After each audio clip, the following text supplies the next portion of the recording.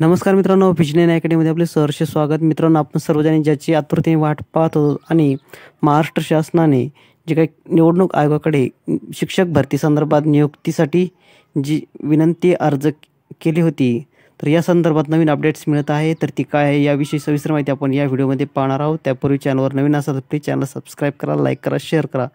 तर मित्रांनो, शिक्षक भरती 2022ची काही लेटेस्ट अपडेट मिळत आहे. त्यानुसार महाराष्ट्र शासनाने निवडणूक आयोग, भारत सरकार यांचे दिल्ली यांच्याकडे जी काही विशेष परवानगी मागणी केली होती की आमची शिक्षक भरती ही 2022ची प्रोसेस चालू आहे आणि यामध्ये शिक्षकांना नियुक्ती देण्यासंदर्भात आपली विशेष परवानगी द्यावी, अशी विनंती महाराष्ट्र शासनाने दिल्लीतील निवडणूक आयोगाकडे केली होती.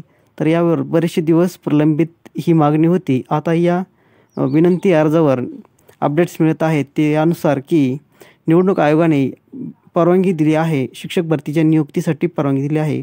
पण मात्र यात काही अटी घातल्या आहेत. त्या अशा आहेत की महाराष्ट्रातील जी काही मतदानाची प्रक्रिया पार पडली आहे, ज्या जिल्ह्यामध्ये निवडणूक आयोगाची मतदान प्रक्रिया पार पडली आहे त्या ठिकाणी तुम्ही नियुक्ती देऊ शकता, अशी परवानगी मिळाली आहे.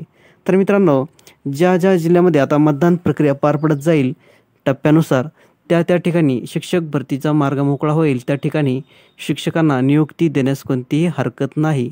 तर आता मित्रांनो, पहिल्या टप्प्यामध्ये चंद्रपूर, नागपूर, गडचिरोली, त्याचप्रमाणे रामटेक ह्या जे काही विभागातली मतदान प्रक्रिया पार पडली आहे, गोंदिया, भंडारा, तर या ठिकाणी आता निवडणूक आयोगाची जी काही नियुक्ती शिक्षक भरती संदर्भात देण्यास कोणतीही अडचण आता राहणार नाही.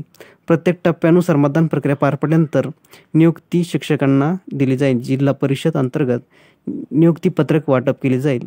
तर मित्रांनो, आता ही प्रक्रिया प्रत्येक टप्प्यानुसार महाराष्ट्रामध्ये 5 टप्प्यात मतदान प्रक्रिया पार पडण्यास आहे. तर या टप्प्यानुसार आता परवानगी शिक्षकांना मिळणार आहे. तर हे दिलासा म्हणावा लागेल, कारण जर परवानगी मिळाली नसती तर जून नंतरच कदाचित शिक्षकांना नियुक्ती दिली गेली असती. पण आता परवानगी मिळाल्यामुळे जसजशी टप्प्यानुसार मतदान प्रक्रिया पार पडली जाईल त्यानुसार त्या जिल्ह्यातील जिल्हा परिषदामधून शिक्षकांना, नवीन नियुक्त शिक्षकांना मतदानाची काही शिक्षकांची नियुक्तीपत्रक ही वाटप केली जाईल. तर मित्रांनो, ह्यात मोठा दिलासा या नवीन शिक्षक नियुक्त झालेल्या शिक्षकांसाठी आहे. कारण जर अशी परवानगी मिळाली नसती तर कदाचित जे संपूर्ण भारतातील निवडणूक प्रक्रिया पार पडल्यानंतर 4 जूनच्या नंतरच कदाचित मिळाली असती. तर हा बराचसा मोठा दिलासा म्हणावा लागेल. तर मित्रांनो, ही होती छोटीशी अपडेट. व्हिडिओ आवडला असेल तर प्लीज चॅनल सबस्क्राईब करा, लाईक करा, शेअर करा. धन्यवाद.